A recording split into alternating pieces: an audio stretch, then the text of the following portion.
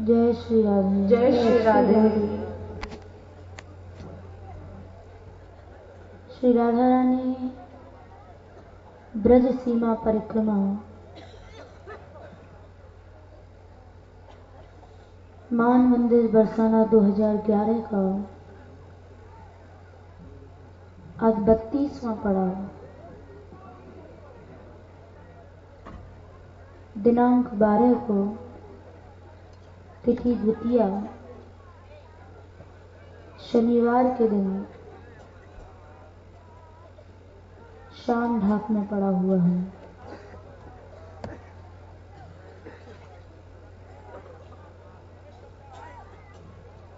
आज प्रातःकाल हम लोग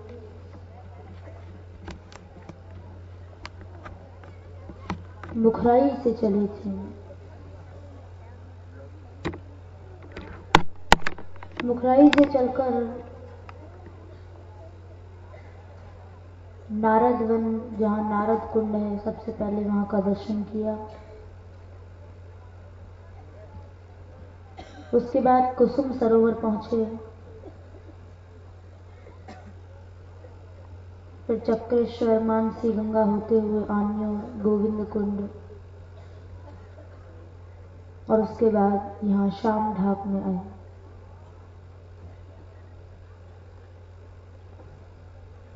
सबसे पहले जिस वन का हम लोगों ने दर्शन किया था उसका नाम नारद वन है।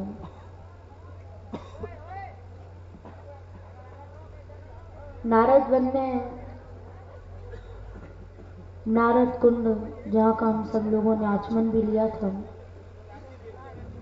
तो सबसे पहले उस नारद वन का ध्यान करके उसे प्रणाम करो।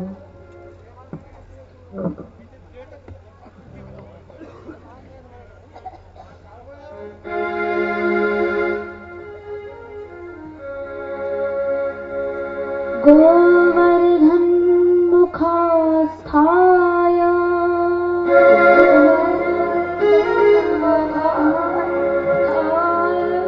गोवर्धन मुखास्थाय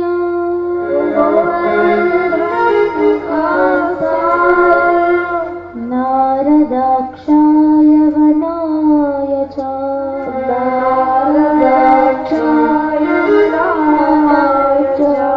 नारदाक्षाय वनाय च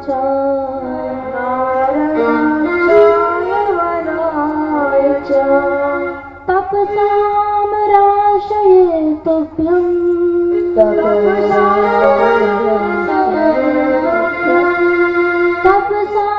राशयितुभ्यं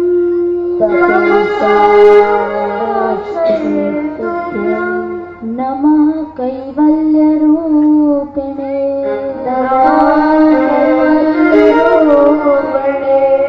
नमः कैवल्यरूपिणे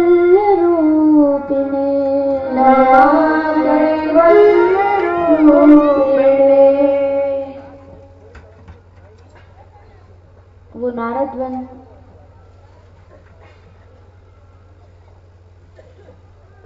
श्री गिरिराज जी का जो मुख्य स्थान कहा जाता है उस ओर है। तपस्याओं की राशि उस स्थान को कहा गया। वहां जो कुंड है उसका नाम नारद कुंड है, क्योंकि वहां उस स्थान पर बहुत समय तक नारद जी का वास रहा और नारद जी को जो सिद्धि मिली थी वो उसी स्थान पर नारद कुंड पर ही मिली थी। इसलिए उस नारद कुंड का भी ध्यान करो और उसे भी प्रणाम करो। ब्रह्मलोक प्रदायैव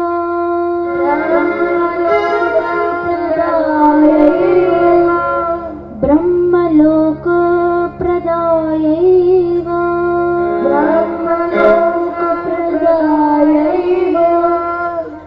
वैकुंठ पददायिने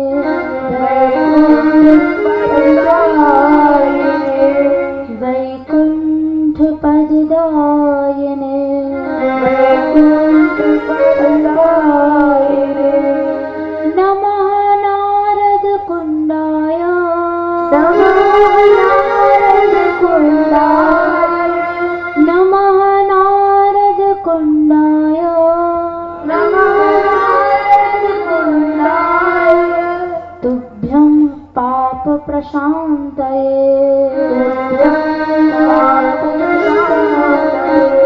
तुभ्यं पाप प्रशान्तये।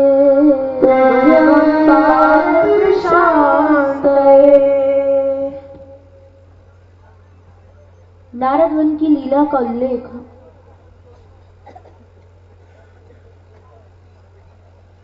आदि पुराण में भी मिलता है और बृहद नारदीय पुराण में भी मिलता है।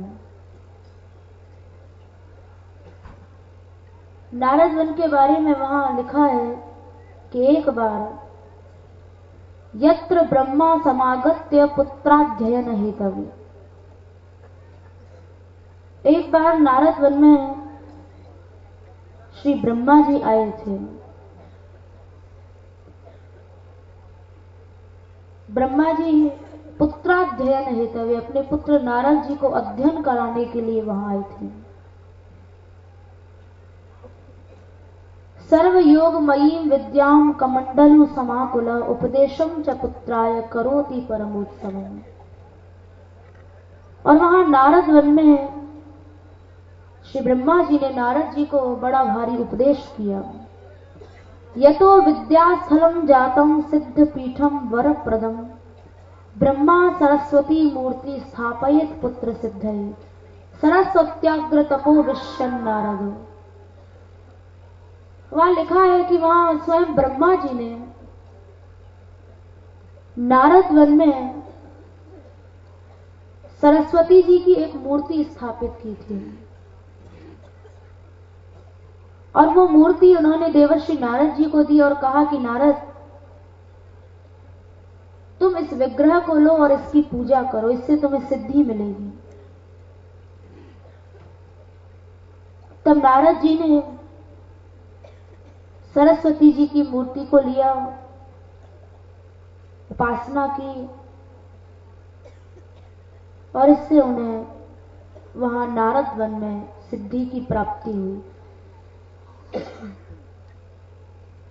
नारद वन के बाद हम लोग कुसुम सरोवर आए।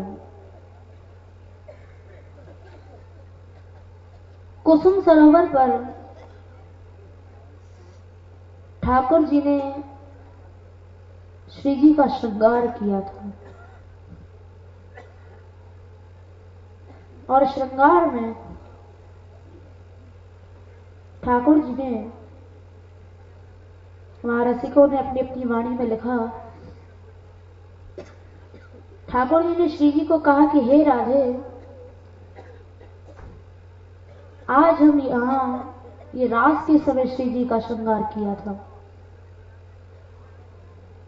और रात का समय रात्रि होता है, रात के समय ठाकुर जी श्री जी का श्रृंगार कर रहे हैं। तो वहां श्री हरिदास जी ने अपने एक पद में लिखा, ठाकुर जी ने श्री जी से बहुत प्रार्थना की कि हे राधे, आप एक बार हमें अपनी वेणी गूंथने का अवसर दो। तो श्री जी बोली, अरे तुम वेणी गूंथना क्या जानते हो, ये तो नायिकाओं का काम है। तो ठाकुर जी ने बहुत प्रार्थना की, बोले नहीं, आप एक बार अवसर तो दो। शिवदास जी ने अपने पद में लिखा है, वेणी गूंथ कहा को जाने, मेरी सी तेरी सौ राधे। ठाकुर जी बोले, राधा रानी, मैं आपकी सौगंध खाकर कहता हूं कि मेरे बराबर वेणी गूंथना संसार में दूसरा कोई नहीं जानता होगा। आप एक बार मुझे अवसर दो, मैं आज आपकी वेणी गूंथूंगा, आपके केश संवारूंगा। तो श्री जी ने कहा ठीक है। श्री जी उनके समक्ष बैठ गई, ठाकुर जी वेणी गूंथने लगे। बिच बिच फूल से पितराते और को करे रीसो। श्री जी के बालों में ठाकुर जी ने बेला के श्वेत सफेद रंग के फूल लगाए। काले काले बालों में जब सफेद फूल लगाए तो बड़ी सुंदर शोभा होने लगी। ऐसा लगने लगा मानो काले बादल में तारे चमक रहे हैं। उन श्वेत पुष्पों के बीच में पीले फूल गूंथे। और सुंदर लगने लगे। और श्री जी से बोले, और को करे जी सो, हे राधे अब आप अपनी सखियों से ही पूछ लो, मैं जैसी आपकी वेणी गूंथ रहा हूं, क्या मेरे बराबर इतनी सुंदर चोटी आज तक कोई गूंथ पाया? तो सखियां भी देखकर बड़े विस्मय में हैं। बैठे रसिक सम्हारन बारन, कोमल कर कही सो। बड़े कोमल कोमल हाथ में ठाकुर जी के, और बड़े धीरे धीरे श्री जी के बालों को संभाल रहे हैं। श्री हरिदास के स्वामी श्यामा कुंज बिहारी, दे काजर नखी ही सो। वेणी जब गुथ गई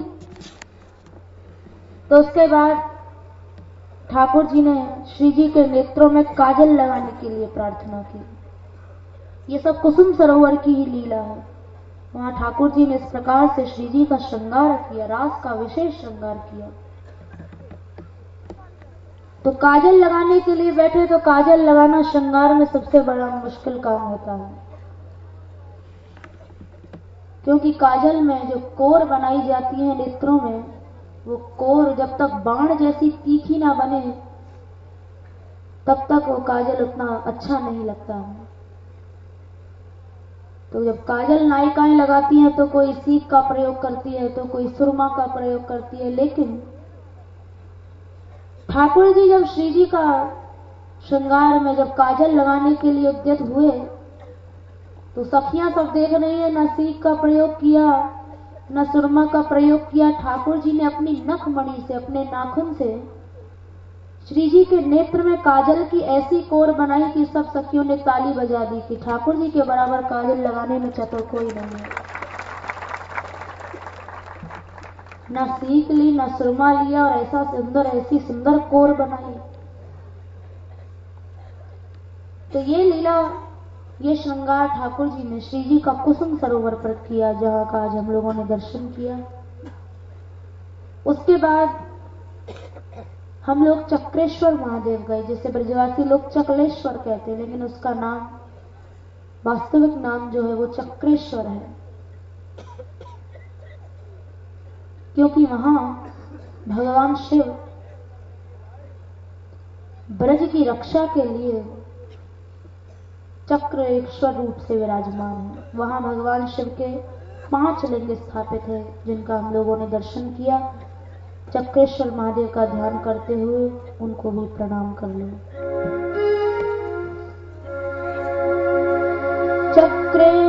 चक्रेश्वराय रुद्राय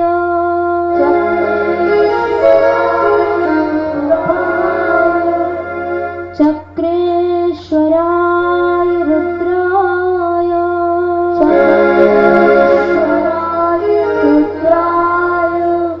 पंचास्य शिवमूर्तये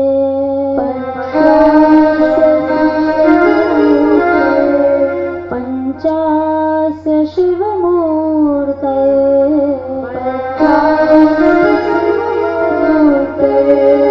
ब्रजमंडल रक्षाय ब्रजमंडल रक्षाय नमस्ते भवमूर्ते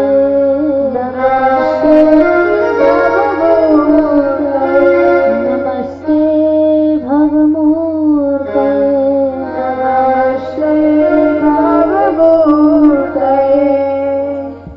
उस स्थान को चक्र तीर्थ कहा जाता है।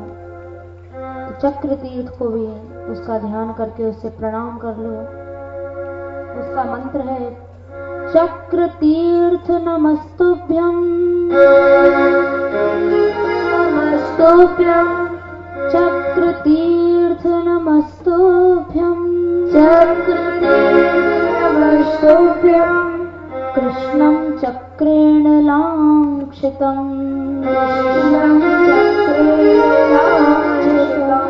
कृष्णं चक्रेण लांक्षितं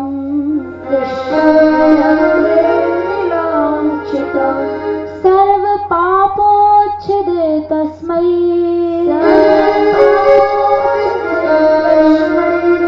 कृष्ण कृष्ण निर्मल निर्मितं कृष्ण निर्मल निर्मितं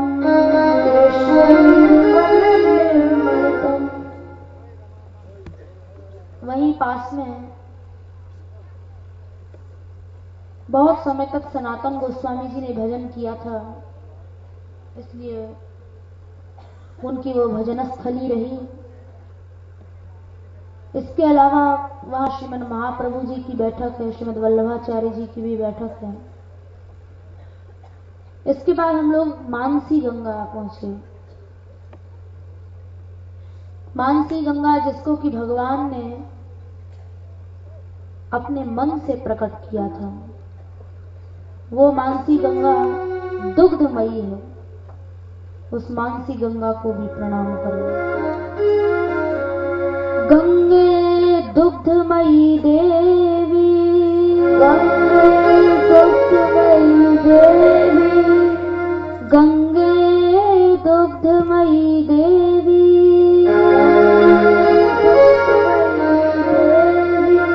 भगवन् मानस उद्भवे,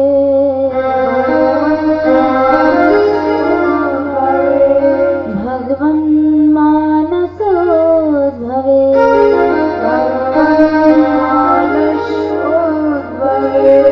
नमः कैवल्य रूपाढ्ये,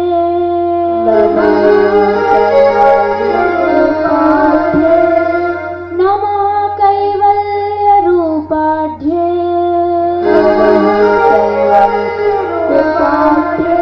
मुक्तिदे मुक्त भागिनी,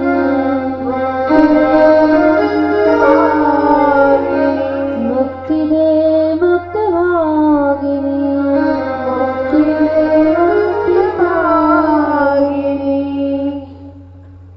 मानसी गंगा के बाद गोविंद कुंड हम लोग पहुंचे। गोविंद कुंड जहां गिरिराज लीला के बाद देवराज इंद्र ने आकर श्री ठाकुर जी का अभिषेक किया था,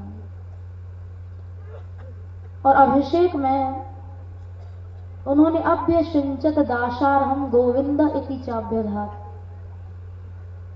गोविंद नाम से भगवान को संबोधित किया। वहां ठाकुर जी का गोविंद नाम पड़ा। वो गोविंद कुंड कैसे तीर्थ बना? ठाकुर जी के अभिषेक से वो तीर्थ उत्पन्न हुआ है। बड़ा पवित्र और निर्मल जल है। उस गोविंद कुंड को भी प्रणाम करें। गोविंद स्नपनोद्भूत,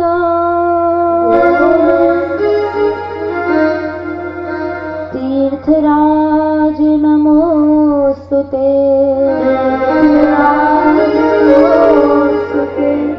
तीर्थराज नमोस्तुते,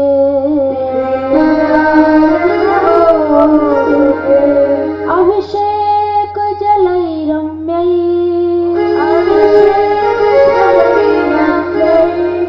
कुंड गोविंद संज्ञकः, कुंड गोविंद संज्ञकः,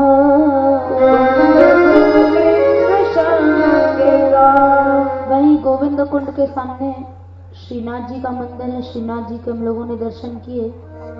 यद्यपि श्रीनाथ जी नाथ द्वारे में है, लेकिन उनका जो प्रतिविग्रह है वो वहां स्थापित है, इसलिए श्रीनाथ जी को भी प्रणाम करो। कृष्णाय वासुदेवाय,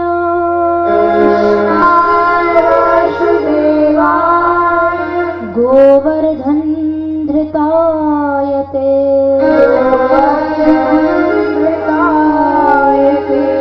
नमो गोवर्धनाधीश,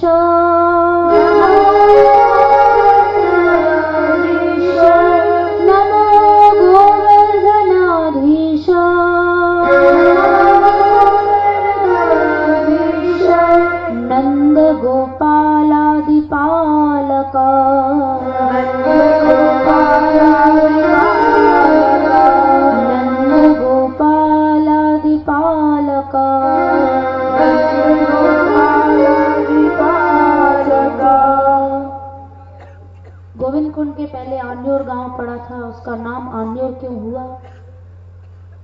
जिस समय ब्रजवासी गिरिराज जी की पूजा कर रहे थे, तो वहां ठाकुर जी ने, गिरिराज जी ने ब्रजवासियों को कहा, हे ब्रजवासियों, मुझे बड़ी भूख लगी है, जल्दी से भोग लगाओ। तो ब्रजवासी एक एक कौड़ तोड़ तोड़कर श्री गिरिराज जी महाराज के मुंह में देने लगे। लेकिन गिरिराज जी बोले, मेरा शरीर तो देखो कैसा विशाल शरीर, पर्वताकार शरीर है। तो गिरिराज जी ने कहा, और लाओ और लाओ। तो इसलिए उसका नाम आन्योर हुआ। ये भूमि जहां 3 दिन से हम लोगों का पड़ाव है, पहले सुरभि कुंड पर था, फिर कल मुखराई में, आज शाम ढाक में। ये सारा क्षेत्र श्रीनाथ जी का क्रीड़ा स्थल रहा है। यहां श्रीनाथ जी ने बहुत से अद्भुत खेल खेले। उन्होंने जो सक्ष रस की जो लीलाएं की, उनमें से एक आध दो लीला सुन लो। एक बार एक लाखा नाम के राजा थे। वो श्रीनाथ जी का दर्शन करने के लिए यहां आए। श्रीनाथ जी का दर्शन करके उनके मन में ऐसा कृष्ण प्रेम उत्पन्न हुआ, क्योंकि पता नहीं भगवान कब किसके ऊपर कृपा कर दें। तो उनके अंदर ऐसा प्रेम हुआ कि सब राज्य छोड़ दिया, सब संसार से उनका मन हट गया। विरक्त होकर यहाँ गिरिराज जी में भजन करने लगे। कृष्ण प्रेम की प्राप्ति तब तक नहीं होती है जब तक कि हम लोगों का मन संसार में रहता है। क्योंकि कबीरदास जी ने कहा, कबीरा मन तो एक है, चाहे जहां लगा, चाहे हरि की भक्ति कर और चाहे विषय कमा। भागवत जी में भी यही सिद्धांत कहा गया, यत्रानुरक्तः सैसैव धीरा व्यपोय देहा दिशु संगमूढ़। भगवान में मन तब तक नहीं लगता है, भगवत प्रेम की प्राप्ति तब तक नहीं होती है जब तक कि मन विषयों में है, मन संसार में है। लेकिन जब मन में कृष्ण प्रेम आ जाता है तो उस समय देहा दिशु संगमूढ़म, संसार में शरीर आदि में जो मनुष्य आसक्ति करता है, भगवत प्रेम उत्पन्न होने के बाद इस प्रकार की जो मूढ़ता है ये चली जाती है। तो लाखा जी के अंदर वही कृष्ण प्रेम उत्पन्न हुआ, संसार से उनका मन हट गया और विरक्त होकर यहां भजन करने लगे। एक बार इनकी रानी आई लाखा जी को यहां से ले जाने के लिए। तो लाखा जी ने मना कर दिया कि अब हम दोबारा संसार में नहीं जाएंगे। तो उनकी रानी ने प्रार्थना की कि जिन श्रीनाथ जी का दर्शन करके आपके मन में ये वैराग्य पैदा हुआ है, मैं भी एक बार उनका दर्शन करना चाहती हूँ। तो लाखा जी ने कहा, जाओ मंदिर के ऊपर मंदिर है, वहां जाकर श्रीनाथ जी का दर्शन कर लो। तो उनकी रानी बोली, आप क्या कह रहे हैं, मैं तो रानी हूं, मैं ऐसे कैसे जाकर दर्शन कर सकती हूं। तो लाखा जी हंस गए, बोले कि ठाकुर तो समदर्शी है, उसके सामने राजा रानी ये कोई भेद नहीं है, जाओ एक साधारण व्यक्ति की तरह जाकर दर्शन करो, अपने रानीपन का मोह मत रखो। बोली, नहीं, मैं बिना पर्दे के वहां दर्शन नहीं कर सकती हूँ, क्योंकि रानियां पहले जब चलती थी तो मीलों दूर से पर्दे और पहरे लग जाते थे। उन्होंने मना कर दिया कि ऐसे में दर्शन नहीं करूंगा, लेकिन दर्शन भी करना था। लाखा जी ने कहा, तुम समझ जाओ, ये ब्रज का ठाकुर है, बड़ा खिलाड़ी है, यदि इसका दर्शन करना है तो साधारण रूप से जाओ, ये किसी का भी ऐश्वर्य सहन नहीं करता है। उसके बाद उनकी रानी ने गोसाई विट्ठल नाथ जी से प्रार्थना की कि आप मुझे किसी भी तरह से श्रीनाथ जी के दर्शन करा दें। उनको दया आ गई। उन्होंने कहा ठीक है, जिस समय आप मंदिर में दर्शन करने के लिए आएंगी उस समय द्वार बंद कर दिया जाएगा, मंदिर के अंदर कोई भी नहीं होगा और आप दर्शन कर लेना। तो जब रानी साहब आई तो उनके साथ लाखा जी भी आए। जितने और दर्शनार्थी थे उन सबको मंदिर के बाहर कर दिया गया, द्वार भीतर से बंद कर लिया। अब वो तो रानी है, अपने रानीपन के मद में थी, धीरे धीरे आई, ठाकुर का दर्शन करने लगी। उनको थोड़ी ये परवाह है कि बाहर मंदिर के बाहर हजारों लोग दर्शन के लिए खड़े हैं। वो अपना आराम से दर्शन कर रही थी। उसी समय श्रीनाथ जी भी बड़े खिलाड़ी हैं, उन्होंने मंदिर का जो द्वार था वो खोल दिया। अब बाहर हजारों की भीड़ खड़ी हुई थी। अब भीड़ में तो कौन राजा देखे कौन रानी देखे, सारी भीड़ एक संग टूट पड़ी और रानी साहब जो थी वो भीड़ में दब गई। चिल्लाने लगी, किसने द्वार खोला है? तो लाखा जी बोले, ये द्वार किसी ने नहीं खोला, ये द्वार तो श्रीनाथ जी ने ही खोला है। बचाओ बचाओ कह के चिल्लाने लगी। अब वो तो भीड़ थी, एक दूसरा धक्का मारे, एक दूसरे के ऊपर गिरते पड़ते हुए बहुत से लोग रानी साहब के ऊपर भी गिर पड़े। बचाओ बचाओ चिल्लाने लगी। तो लाखा जी हंसने लगे, बोले अब कोई नहीं बचाएगा। जैसे तैसे उनको मंदिर से बाहर निकाल के लाए और बोले, मैंने तुम्हें पहले ही कहा था ये ब्रज का ठाकुर है, कोई ना कोई खेल अवश्य दिखाएगा। ये इंद्र का इंद्रत्व तो सहन नहीं कर पाया, ब्रह्मा का ब्रह्मत्व तो सहन नहीं कर पाया, ये स्वयं ब्रज में ऐश्वर्य को छोड़कर रहता है, तो ये तुम्हारे रानीपने के ऐश्वर्य को कहां सहन कर सकता था। उसके बाद उन्हें भी कृष्ण प्रेम की प्राप्ति हो गई। इस क्षेत्र में और भी ठाकुर जी ने अनेकों लीलाएं की। श्रीनाथ जी के एक सखा थे जिनका नाम गोविंद सखा था। उनके साथ भी ठाकुर जी ने, श्रीनाथ जी ने यहां अनेकों लीलाएं की हैं।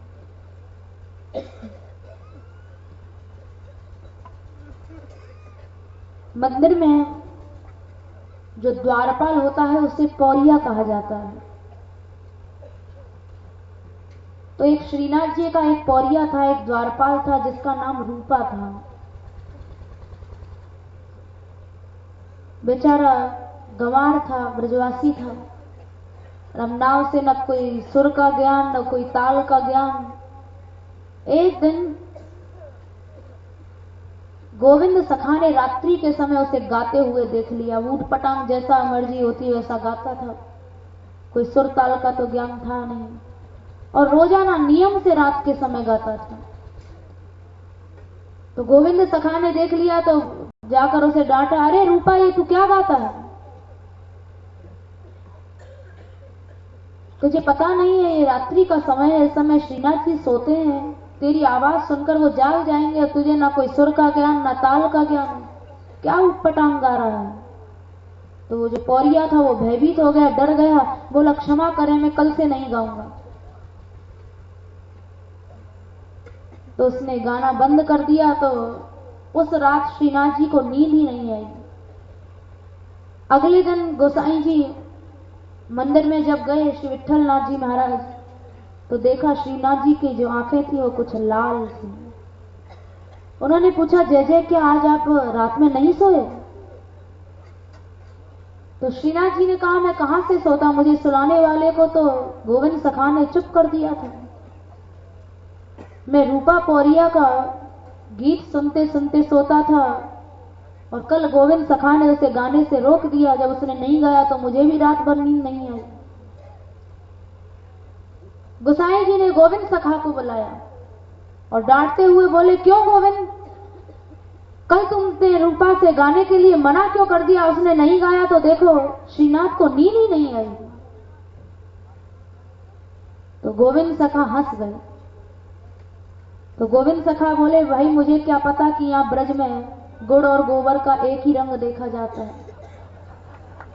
मैंने तो सोचा ऐसे ना कोई सुर का ज्ञान ना ताल का ज्ञान, अब मुझे क्या पता कि इस ठाकुर को भी बेसुरे और बेताल जब कोई गाएगा तभी नींद आएगी।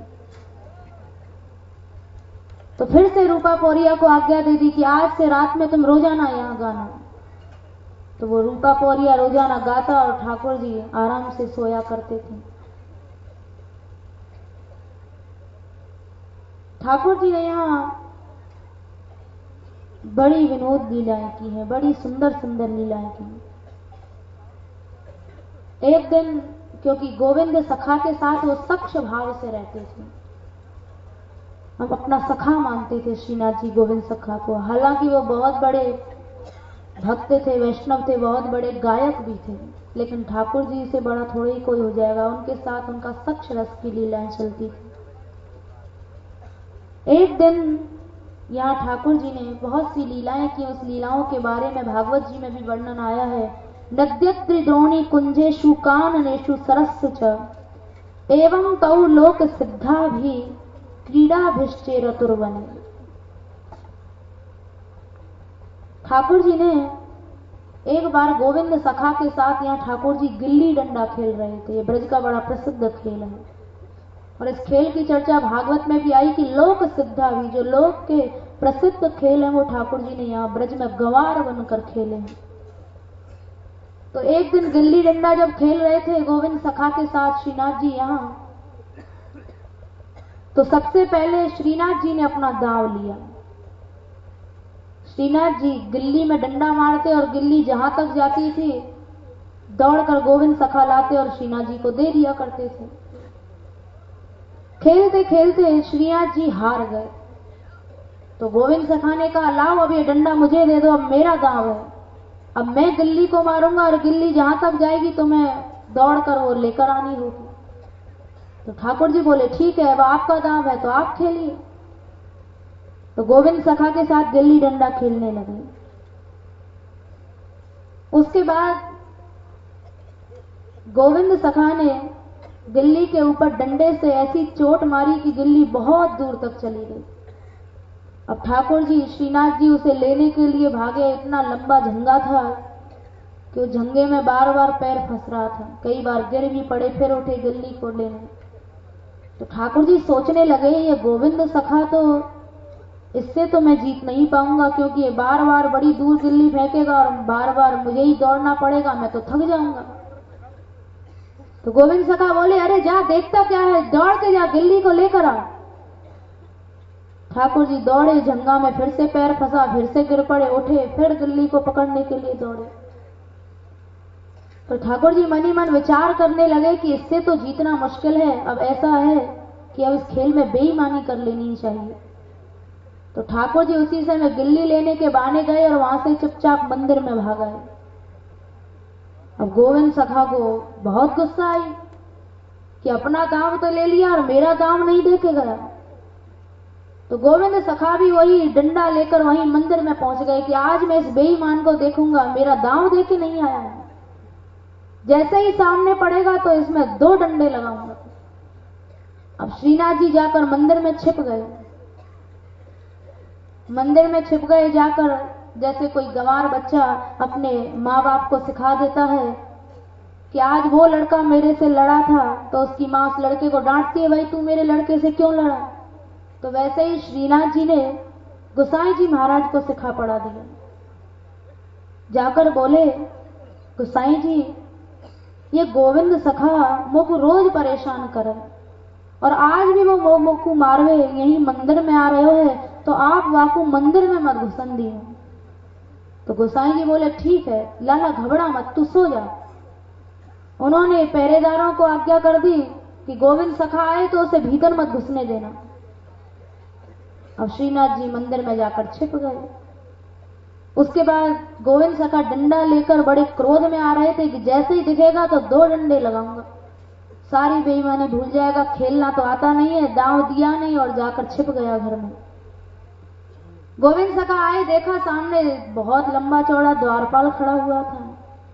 डंडा लेकर घुसने लगे तो द्वारपाल ने कहा, ए गोविंद, दूर खड़ा हो जा, खबरदार मंदिर में घुसा तो।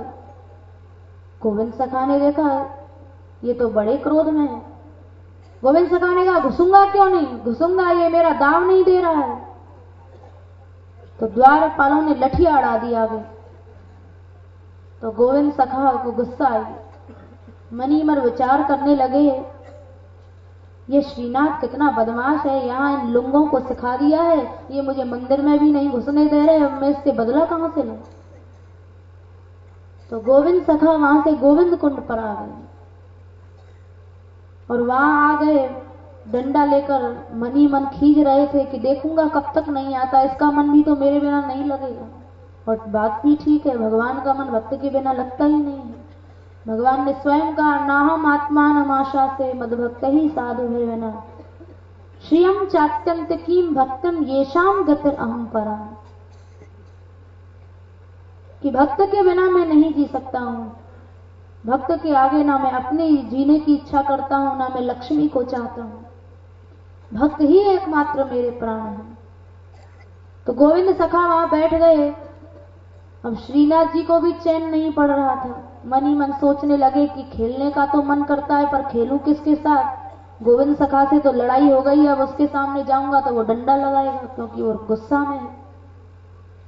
तो श्रीनाथ जी ने गोसाई जी को कहा कि आप किसी भी तरह से गोविंद सखा को मना लो, उसका जब क्रोध शांत हो जाए तो मुझे बता देना, क्योंकि उससे लड़ाई हो गई है तो मुझे रात में नींद भी नहीं आती है।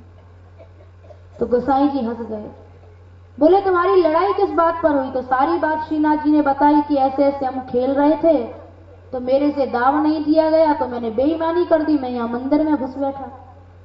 तो गोसाई जी हंस गए कि सारी गड़बड़ी तो तेरी है, और फिर कहता है कि जाकर उसे मनाओ। फिर भी गोसाई जी गोविंद सखा को मनाने के लिए गोविंद कुंड पर आए। बड़े बड़े बंटा भोग के 2 लड्डू थाल में रखे, मोहनथाल लिए और अपने साथ 2 खवासों को लेकर, 2 सेवकों को लेकर यहां आए। गोविंद सखा ने दूर से ही देखा कि गोसाई जी आ रहे हैं, तो उनको देखते ही मानो वहां से भागने लगे। देख लिया उनके साथ 2 बड़े लंबे चौड़े द्वारपाल भी, सोचने लगे ये लुंगा यहां भी आ पहुंचे, तो भागने लगे। गोसाई जी ने देखा गोविंद सखा भाग रहे हैं, तो बोले, ओ गोविंद सखा रुक जाओ। तो गोविंद सखा ने कहा, मैं नहीं रुकूंगा, मुझे पिटना थोड़ा ही है, मुझे पता है तुम अपने लाला का पक्ष लेकर मुझे पीटने को आए हो। तो भागने लगे। गोसाई जी ने कहा, अरे गोविंद सखा, हम पीटने नहीं, हम तुझे मनाने के लिए आए हैं। मनाने के लिए आए हैं सुनकर गोविंद सखा रुक गए। गोसाई जी ने सामने थाल रख दिया, बड़े बड़े लड्डू मोहनथाल, और बोले, देख गोविंद, श्रीनाथ तेरे से डर गया है, तू डंडा लेकर बदला लेने के लिए आया, तो तेरे डर के कारण वो मंदिर से बाहर भी नहीं निकल रहा है। अब तू ऐसा कर, अपना गुस्सा छोड़ दे और चल मंदिर में। तो जब सुना कि गोविंद सखा ने कि श्रीनाथ जी का उनके बिना मन ही नहीं लग रहा है, तो चल दिए मंदिर में। जब मंदिर में आए तो जैसे ही गोविंद सखा श्रीनाथ जी के सामने खड़े हुए, तो श्रीनाथ जी ने अपने नेत्र बंद कर लिए, नेत्र झुका लिए, हार मान ली। तो गोविंद सखा को दया आ गई, बोले, चल अब बेईमानी मत करियो, मैंने तो को क्षमा कर दियो, डंडा फेंक दियो, मैं तो ना मारूंगा। डंडा फेंक दिया और फिर से श्रीनाथ जी के साथ खेलने लगे। गोविंद सखा के साथ तो लीलाएं की ही, उसके अलावा यहाँ श्रीनाथ जी ने कान्हा नाम के एक भंगी के साथ भी बहुत लीलाएं की, क्योंकि जिसके अंदर कृष्ण प्रेम है, भक्ति है, ये शाम चित्ते वसे भक्ति ही सर्वदा प्रेम रूपणी, जिसके अंदर भक्ति है, फिर चाहे वो भंगी है, चाहे कोई भी निकृष्ट जाति का है, उसकी जाति नहीं देखी जाती। कान्हा भंगी के साथ भी भगवान ने यहाँ बहुत लीलाएं की हैं। एक दिन ठाकुर जी, कान्हा भंगी जो था, ये बिलछू कुंड पर गायों की, वनों की, वहां के लता वृक्षों की सेवा किया करता था। और धाम से जिसको प्रेम होता है, व्रज से जिसको प्रेम है भगवान का, वो सर्वाधिक प्रिय बन जाता है। तो ठाकुर जी ने देखा कि ये मेरे धाम का बड़ा सेवक है, लता वृक्षों की, गायों की सेवा करता है, तो ठाकुर जी ने कान्हा भंगी को अपना यार बना लिया, अपना मित्र बना लिया। एक दिन दोनों मित्र कान्हा भंगी और श्रीनाथ जी दोनों बिलछू कुंड से बात करते करते आ रहे थे। गोसाई जी महाराज ने मंदिर के ऊपर से ही देख लिया कि एक तो श्रीनाथ जी हैं और दूसरा न जाने कौन है। बात करते करते जब वो यहां पहुंचे मंदिर के बाहर, तो श्रीनाथ जी तो अपना मंदिर में घुस गए और वो जो कान्हा भंगी था वो बाहर ही खड़ा हो गया। और श्रीनाथ जी से बोला अब मैं जाऊं, तो श्रीनाथ जी ने कहा हाँ चला जा। तो जब वो लौटने लगा तो गोसाई जी ने उसे बुलाया, अरे तू कौन है, इधर आ। तो देखा गोसाई जी को पता लग गया है श्रीनाथ जी मेरे साथ आए हैं, तो कहीं मुझे डांटे ना, वो भयभीत हो गए। श्रीनाथ जी ने उसे बुलाया लेकिन वो भीतर नहीं आया, बाहर ही खड़ा रहा संकोच में कि मेरी निकृष्ट जाति है, मैं भंगी हूं, मैं भीतर कैसे आ सकता हूं। तब गोसाई जी ने पूछा उससे तू कौन है। तब उसने सब बात बताई कि मैं तो कान्हा, मेरा नाम है कान्हा भंगी हूं। तो गोसाई जी ने कहा तू डर मत, ये बता कि श्रीनाथ तेरे से क्या बात करते हुए आ रहे थे। तो ये सुनकर कान्हा भंगी ने कहा कि श्रीनाथ जी ने तो मेरे से कुछ नहीं कहा, मैं ही उनसे कह रहा था कि श्रीनाथ तेरे बिना मेरा मन नहीं लगता है, जब तक दिन में एक बार मैं तेरे दर्शन ना कर लूं तब तक मैं भोजन तो क्या, मैं पानी भी ग्रहण नहीं करता हूं। तो तू किसी ना किसी तरह से दिन में एक बार तो मुझे अपना दर्शन दे ही दिया कर। इसके पहले गोसाई जी से गोविंद सखा ने भी ये शिकायत की थी गोसाई जी से कि गोसाई जी श्रीनाथ जी एक भंगी के साथ खेलते हैं। और एक दिन गोविंद सखा ने श्रीनाथ जी को कान्हा भंगी के साथ खेलते हुए पकड़ लिया। तो गोविंद सखा ने श्रीनाथ जी को कहा अरे श्रीनाथ चल जल्दी से कुंड में नहा के आ, तू भंगी के साथ खेलता है, चल आज मैं तेरी शिकायत करूंगा, गोसाई जी को यदि पता लग गया तो वो जरूर तेरे को डांटेंगे। तो श्रीनाथ जी समझाने लगे अरे गोसाई जी से मत कहिए। तो बोले ना मैं तो कहूंगा। आपस में झगड़ा होने लगा। तो श्रीनाथ जी ने कहा गोविंद सखा को, गोविंद तू गोसाई जी से शिकायत मत करियो, मोते कछु भी करा ले। तो गोविंद सखा ने कहा ठीक है, तो इस कुंड में जल्दी से नहा के आ, क्योंकि बिना नहाए तू भंगी के साथ खेलो है और बिना नहाए मंदिर में कैसे प्रवेश करेगा। तो ठाकुर जी ने मना कर दिया कि मैं नहाऊंगा तो ना, तू जा कछु भी कर ले। तो श्रीनाथ जी ने जब मना कर दिया तो गोविंद सखा बोले ठीक है नहावे मत, ऐसो है या कुंड में तू अपने ऊपर छीटा तो दे सके, तू छीटा दियो और मैं मंत्र बोलूंगा, तू अपने आप शुद्ध हो जाएगा। तो बोले ठीक है, ये स्वीकार है। जैसे ही कुंड में छीटा देने को श्रीनाथ जी गए तो उसी समय गोविंद सखा ने धक्का मार दिया और वो कुंड में गिर पड़े। सारा जामा पटका सब भीग गया। गीले कपड़ों से मंदिर में आए तो गोसाई जी ने पूछा जय जय आज आपके ये वस्त्र गीले कैसे हैं। तो गोसाई जी को श्रीनाथ जी ने कहा कि गोविंद सखा ने मुंह को धक्का मारो और मुंह को कुंड में गिरा दियो, मेरे वस्त्र गीले हो गए। तो गोसाई जी ने गोविंद सखा को बुलाया, अरे गोविंद ऐसे खेल क्यों खोलते हो, श्रीनाथ के सारे वस्त्र ही भिगो दिए। तो गोविंद सखा ने गोसाई जी को कहा जय जय आज मैंने बहुत अच्छो कियो, नहीं तो आज ये आपके मंदिर को गंदो कर देता। अब श्रीनाथ भंगी के साथ खेले, आज मैंने कान्हा भंगी के साथ या को खेलते हुए देख लिया। तो गोविंद सखा ने जब कहा तो गोसाई जी हंस गए, बोले अरे गोविंद कान्हा भंगी के ऊपर तो श्रीनाथ जी की कृपा हो गई है, उसमें जाति क्या देखनी। जब श्रीनाथ जी ने उसे अपना लिया, उसे स्वीकार कर लिया, तो वो भंगी कहां का रहा।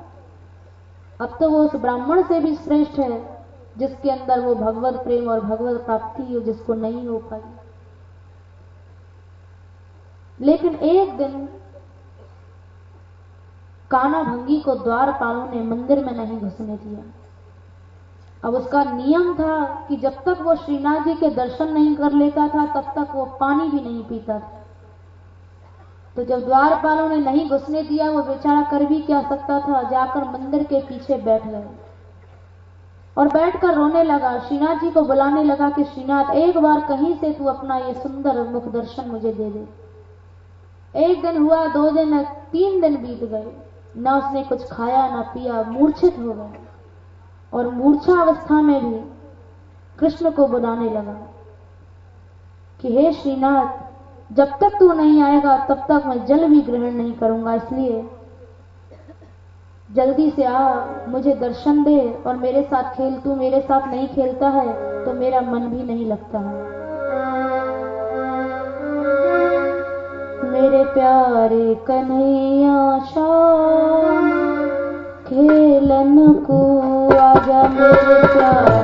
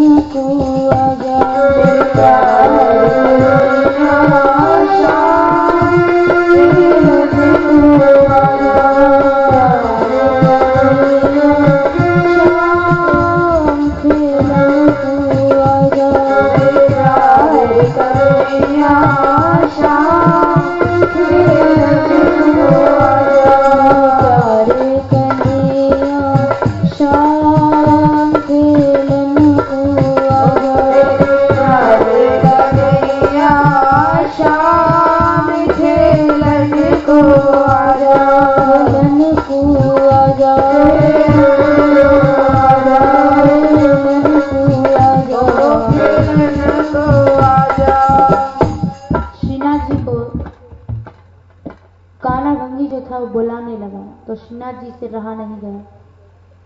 श्रीनाथ जी ने जो मंदिर की दीवार थी, उस समय मंदिरों की जो दीवार होती थी वो बड़ी मोटी होती थी, 2-2 हाथ मोटी होती थी।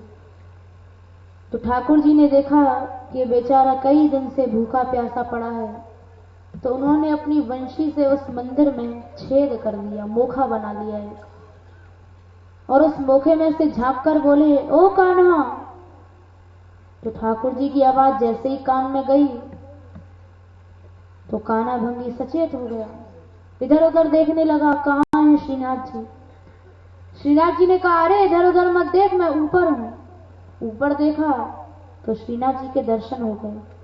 उनका दर्शन पाते ही जो शरीर 3 दिन हो गए थे खाए पिए बिना, जो दुर्बल पड़ गया था, वो पुनः पुष्ट हो गया केवल दर्शन मात्र से।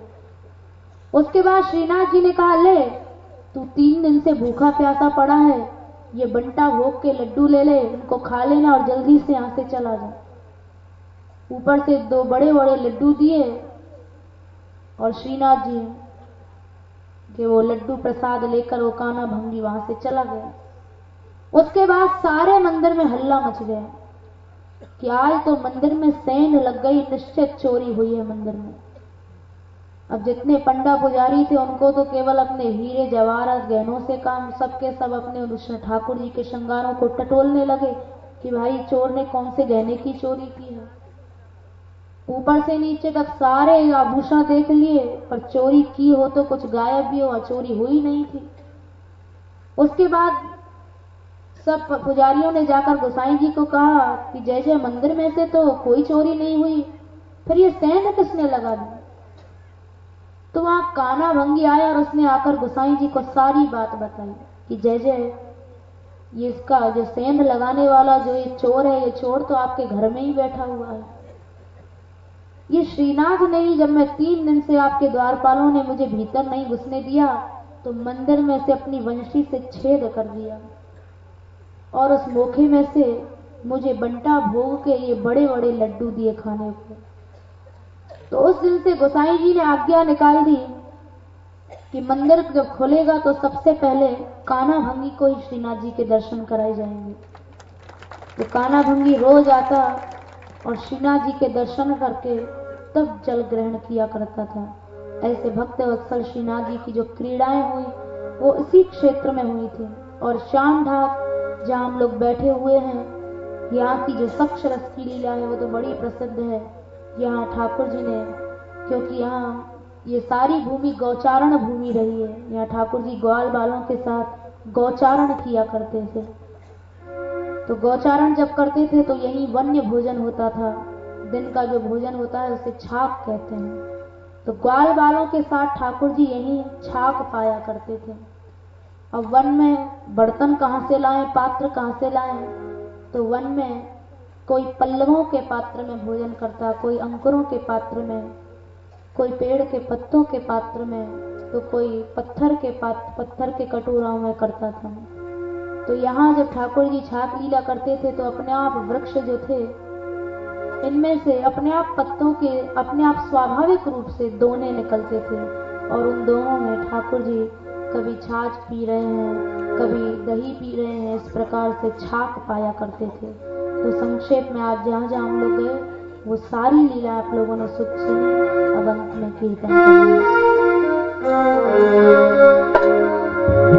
राधे गोविंद गोविंद राधे, राधे गोविंद गोविंद राधे, राधे गोविंद गोविंद राधे, राधे गोविंद गोविंद राधे, राधे गोविंद गोविंद राधे, गोविंद राधे गोपाल राधे, गोविंद राधे गोपाल राधे, गोविंद राधे गोपाल राधे, गोविंद राधे गोपाल राधे,